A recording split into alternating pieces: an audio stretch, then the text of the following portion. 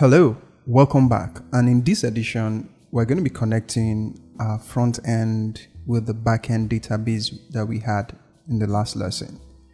What am I trying to say? If we go to the last time we used Postman and we were able to create the user. Now we want to be able to do similar thing on the front end where if we, let me see if I can zoom this a bit. Yeah. So if we click on this send, we send this kind of data to the backend and we get a response. So all we need to do is use this same URL here to do what we need to do. So let's go back to our project and let's take a look at a few things. This is our front end, and currently this is our sign up component. For us to be able to even do something, let me take you through what today's lesson is all about. If you go to the GitHub repo, just look for the commit with lesson 7 notes, and you can just check it here, commit 14. So you see the lesson notes and just grab it and see what I have there. Now if you open the notes, you would see step by step of what we need to do. I think I shouldn't open it like that. I should just open it from here. Okay, so here we have the details of what we have to do. Okay, now if I come back here, I think I have the notes on the backend app. That is the front end, this is the back end, then we have note 7. Yes. Okay, so what I need to do right now is just even take a look at the overview of what we should do. First, we connect the Next.js front end to Django authentication endpoint. Secondly, we implement signup login, store authentication token, and create protection route. Now, all these things may sound like something very complicated. The cool thing here is we can do it with the information that we have already. So all I need to do is first, we need to store this in our environment variable. And to do an environment variable, we need to go back to our front end. So we need an environment variable here. So I'll just right click there, just create .env. So this is the kind of file that we use to store secret information that we don't want people to see out there. Okay, now that we have this, remember we got this as the endpoint from our server. The endpoint that we got from the server is what we're using there.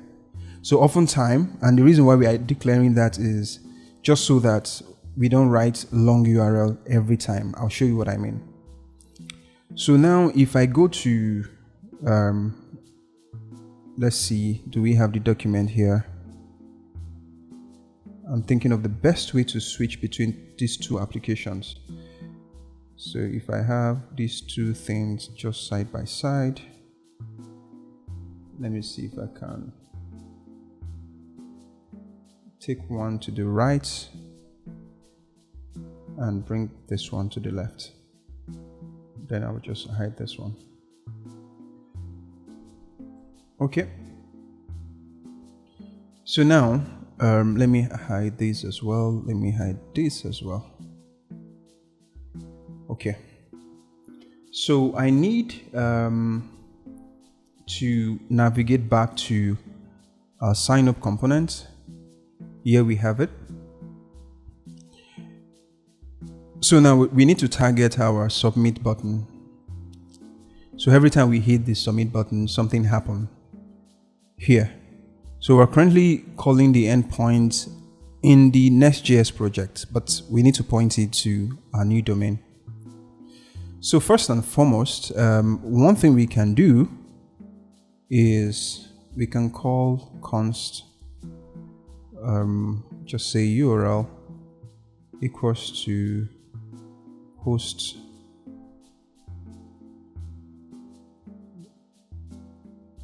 URL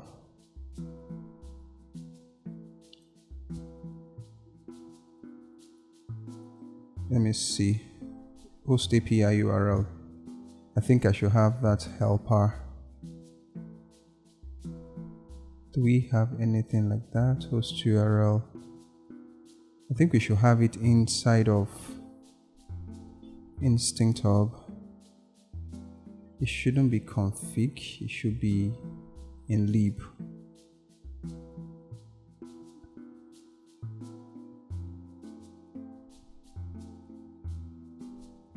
Let me see. Host.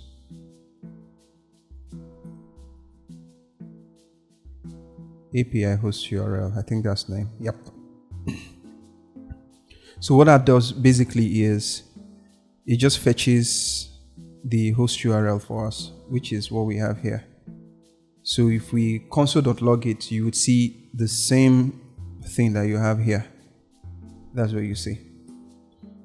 Okay, so cool. Now we just need to add it to our sign up, but this auth is not correct with what we have. And if you also remember, we have we don't need this / just auth user. Is that correct with what we have? I think so. Auth user. Yep, sign up. Okay, cool. So now we have the URL connected to our database. Here we can even do console.log and just log the URL just for us to be sure that URL is building properly. So now we need to then replace the URL here and just put that URL. Okay.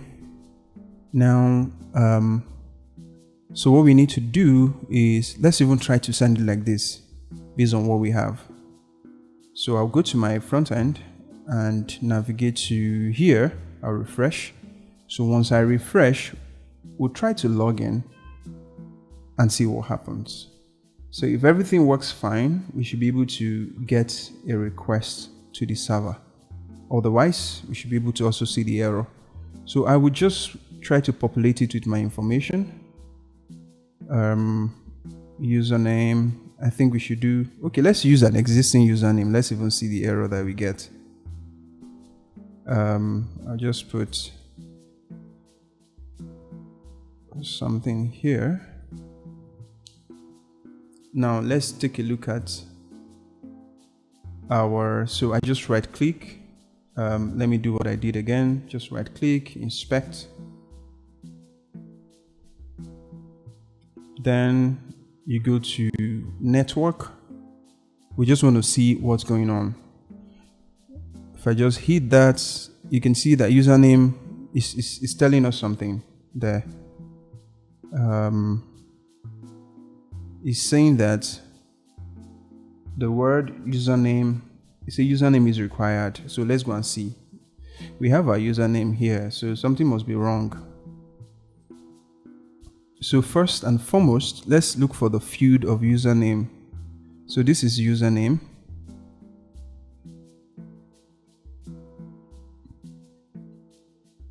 Why will it say username is wrong when we have our username here? Do we have it somewhere else? Login, form data, login response. Let's look at how we even build the form itself.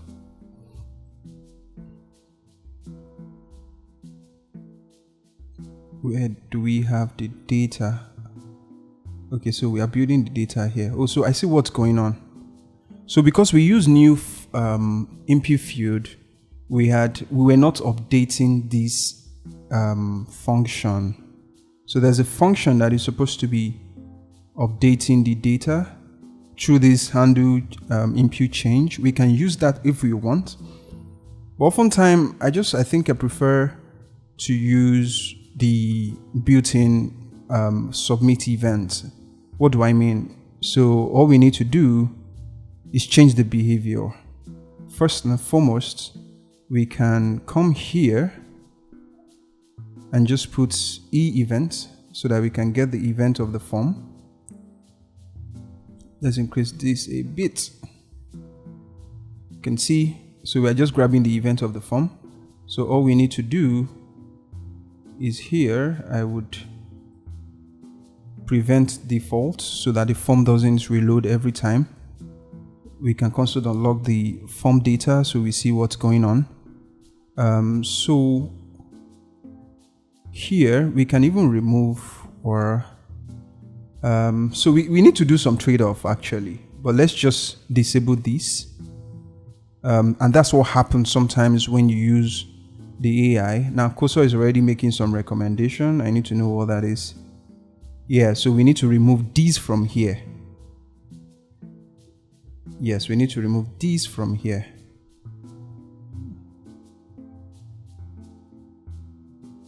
Okay, we're having some trade-off here. So we need to turn something here to a form. So I'm thinking we should use, we can use the entire thing as a form. So I can just convert this to a form, then add the onSubmit event. Then we just come here and change the bottom to form. So that way we are submitting everything inside of it. And this button here should also do the magic. Okay, if everything works, we still have a few things we need to do here. Now we need to create the form data. So we need to create the form data. We can just say const is already making the recommendation. So const form data. Yes, we have the form data. Then I think what it's doing, yes, current current target. All right. So here we can then update the body. It's no longer JSON. It's just form data. Remember, I said if any of these things doesn't really sit well with you, you can just go ahead and copy any segment of the code and ask online for help. So you can see that we also change this type to form data because we're no longer using JSON. So now if we go back here, I think we need to refresh. Refresh, if everything is fine, we can just go back and we need to inspect. Once it's done loading, we will then inspect and try to see the kind of response that comes from the server. Okay, so what if I do Noah? Something like this.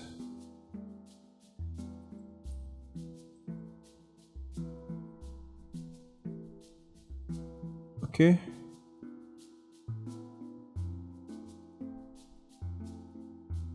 Yep. So the command I am using to open this on Windows is Ctrl+Shift+I. Will just open this for me. So if I click on it again, I just want to see what is going on. Okay, so something is wrong here. Form data, promise cannot access form data, blah blah blah. Let's go back. We can as well, let me just take a look at what's going on. Okay, yeah, so there's a problem here. In fact, I can just go ahead and delete that. Can delete these as well.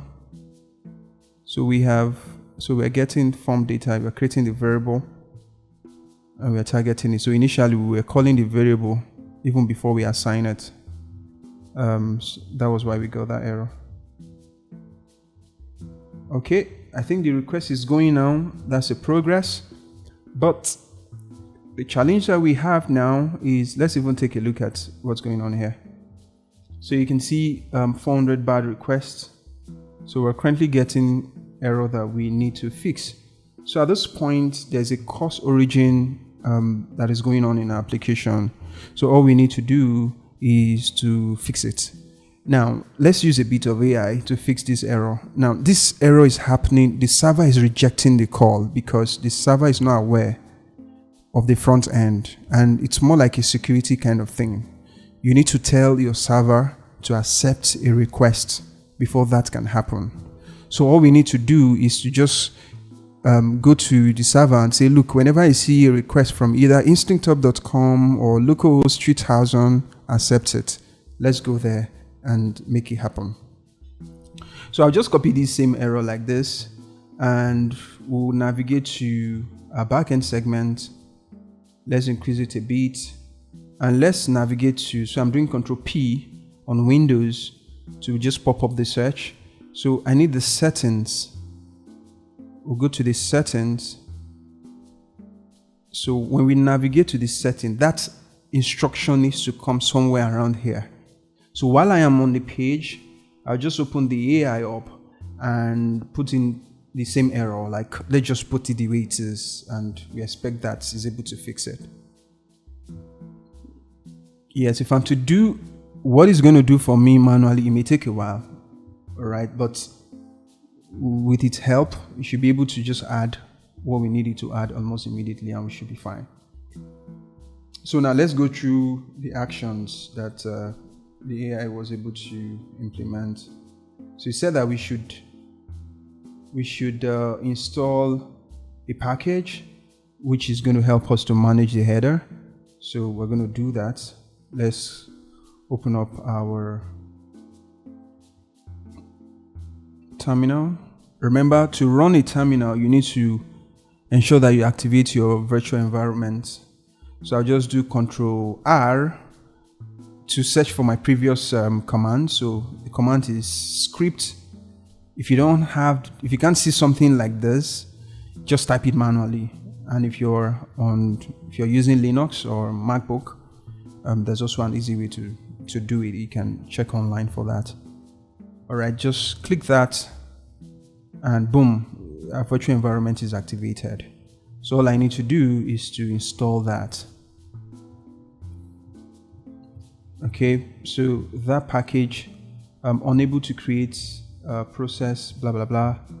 What's going on here? Pip install Django. The system cannot find the specified, what is the issue here? Pip install Django course header. Let's try it again. Fatal error. Unable to create. I think this is a permission issue, actually. This is a permission issue. So one way to do this kind of thing is I would just copy something like this, and let's go online and check. Windows.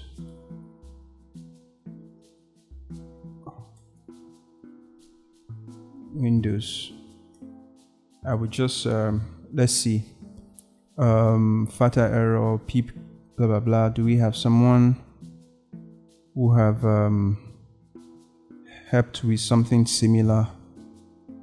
I know it's a permission issue. Let's see.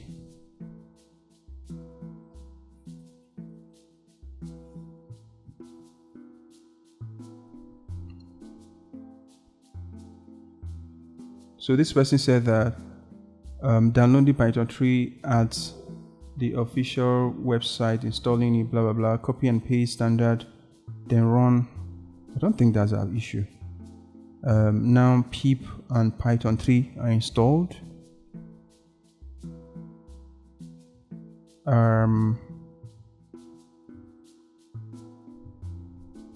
Let's see.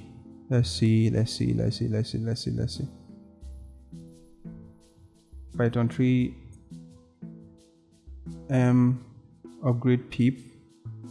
Will this work? So if I check this out and okay, let's see if this is going to work first.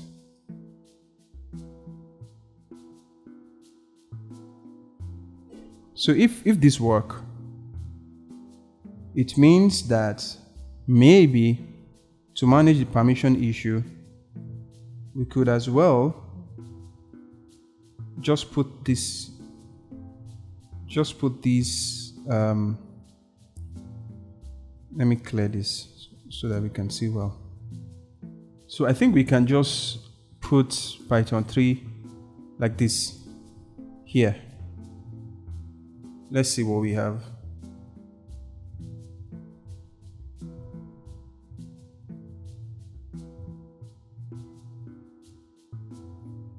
Okay. Yeah, so it has to do with some permission issue.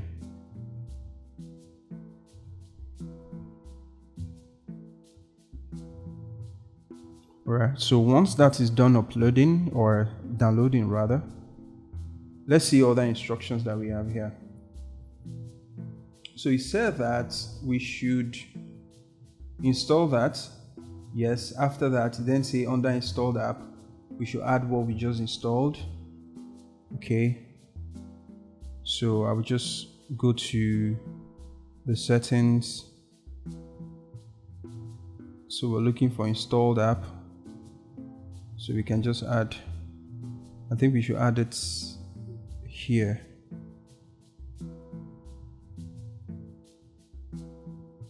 Okay, so next we need to then look for the middleware. Should be middleware around. We can add that course header. You can see it's the same thing. Kusa is already helping me with that. Okay, now the next is saying that we should then configure the allowed origin. So all I need to do, I can just come down here a bit and just paste allowed origin. Is there anything else? Then if you want to allow all origin, you can see this is a bit risky. If you want to allow like everybody that ping your website should have access, you could do it. And this makes sense maybe if you're building an application that anybody can communicate with. But this very one, we just want only our front end, at least for now. So we just leave it as this. And if we check our server, so I'm currently running the server somewhere else. I'm running the server right here. Okay, so if everything is working fine, we should be able to submit now.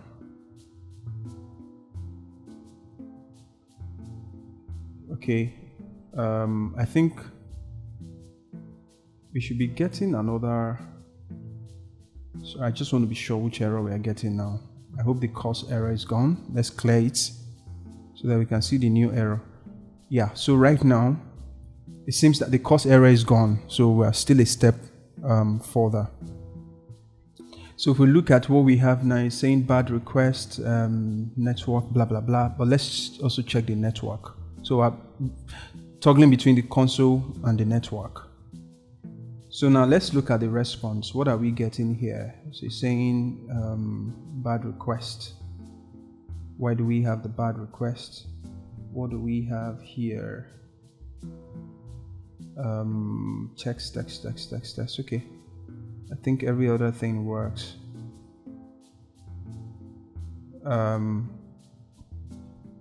So if I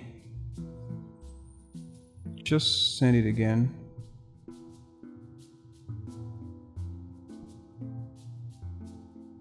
okay, so we can't really tell.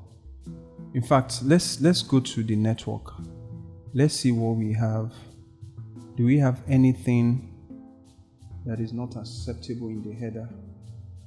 Request header. So we're currently sending form data. What if we even disable that? Could that be the problem? What if we just disable that and go ahead with what we have without the what do we have it without this? What do we do? You don't even have headers at all. I just want to be sure what is causing the error. So I would come here. We may need to refresh actually. I'll put something here. Noah again. I'll put something here.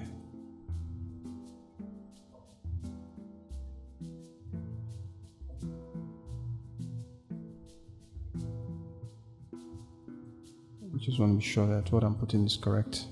So test 101.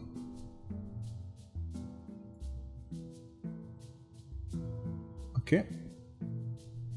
Now let's see. Network, please check your connection. Let's see again. Okay, now we're getting 500. Okay, we're making progress. So what could be that 500? You call URL pool doesn't end with /. So it's currently complaining that our URL didn't end with /. You can see as small as that. It's complaining. That's okay. We'll pass. So if I send it again, is it still having the same thing? Okay, I think we're good. So all fields are required. All fields are required. Is there a field that we're missing? 1, 2, 3. Let's check our postman. So we have username, email, first name, last name, password. That's what we have. Okay, we have username, password 1, password 2. What do we have here? It's just password 2. That's what we have. Okay.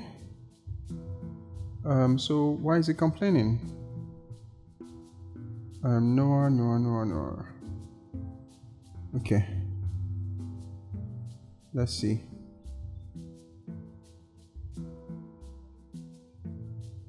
This should work.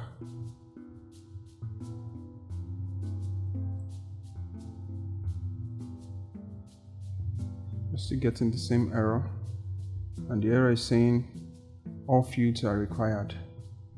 Let's see what we have on the console. Do we have any helpful tips? So the console, we are getting, what's this error?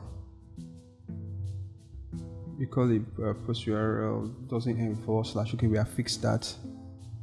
Then this is saying that request. Okay, if that's the case, let's take a look at what we have in the backend itself. Like, let's see if everything there should be fine. So I'm looking for views, and the view should be auth user. So now under the sign up, so here we say all fields are required, and it's looking for username. I think we may be spelling something wrongly. Let's take a look at what we may be spelling wrongly. Let me see from here. Payload. So we have email. So we are having text. It should be first name and last name. So let's go fix that. So all we need to do is navigate to the form fields. So rather than this text here, we can just say first name, and here we'll have, sorry, I'm missing something. Okay, this should be last name actually.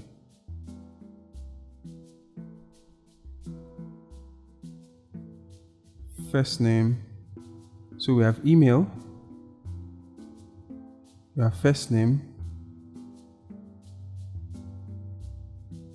then another text which is last name. This one.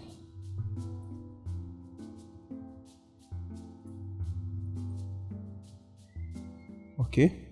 Now first name, last name. I think that should fix it. So sometimes these are things that really take our time as developers, you know, missing some error, typing some things wrongly, and all of that. But at the end of the day, the experience over time then helps you to just read the error message, see what's wrong with it, and you can, sometimes you may not even know, and all you need to do is copy that same error, take it to the AI and tell it to help you fix it, just like what we did recently.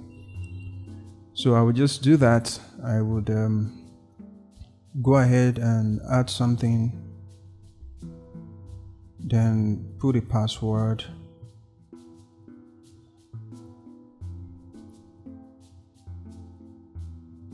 then sign up. Okay, I see have an issue. Now we need to know what that issue is. What could the issue be this time around? So here we have first name, last name, but let's see the response. Oh, email is already in use. Okay, that's fine. So if that's the case, let's just try something more. You can try 222. Let's also open these and just to be sure. And boom, we successfully signed up. We had the response. Yes, it worked. We successfully signed up, and you can see in the response here, you have the message that you have the data and also the access token that we are expecting, and pretty much that is how it works. Now, there are a couple of things we also need to tidy up in the front end. As you can see, we're still getting failed error. That's not what we should get because it was successful. So what we can do here, let me just increase this, is to look for what happens when we see OK. When it is OK, I think that's what we should have. When the, let me see, yes, when the response is OK, we want to print success message, then maybe not redirect yet. I'll just disable this segment. We'll come back to this. Maybe not redirect, but I think this should work. Rather than this error message, at least we should have something. I think maybe one other thing we can add is we can say e.current resets the form so that everything just get cleared up, just to show that something has been submitted. So let's refresh to be sure that we get all the changes that we've made. I would go ahead and start putting the information. So this time around I can try 11. This time around I can try 3. Then just put something again.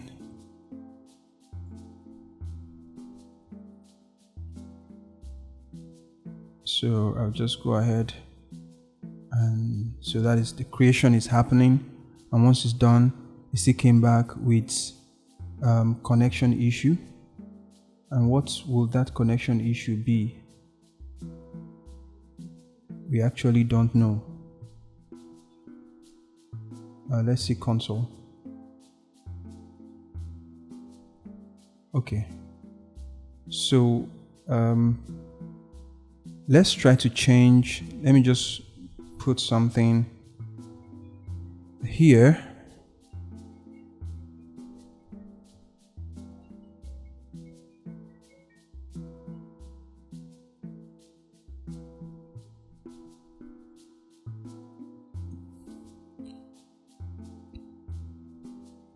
So if I just put another thing here, I'm just trying to update the information so that we can send the request and see the response that we're getting, just to know. So here, this is coming as, yeah, so it's creating fine. Maybe we just need to, let's take a look at what could be wrong here. So we're sending the request, we're waiting for it. Then we said if response is okay. The error that we are getting is what? Network error. So it's feeling, it's as though something is failing. So it's breaking. Okay. So what happens? What's going on here? So data.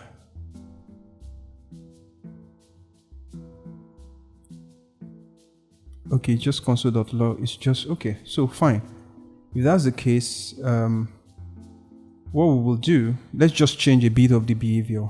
Like I said, when the AI writes some things, it's also our job to make some amend. So I would come here and say that if it is successful, in fact, let's even check if we're getting those success console. As you can see, we have login success, so it's fine. So all I need to do here is to change this behavior entirely. So I can just say open toast. We're opening toast from Instinct Hub library. I'll just say sign up was successful. I don't need to pass anything, second argument. And I think with that we should be good. So this as well. Let me see. Okay. So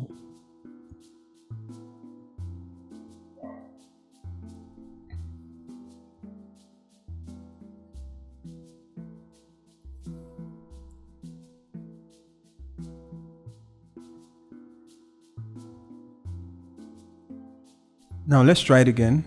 Let's see what we have. If I try 21 and this something else, and we try to create,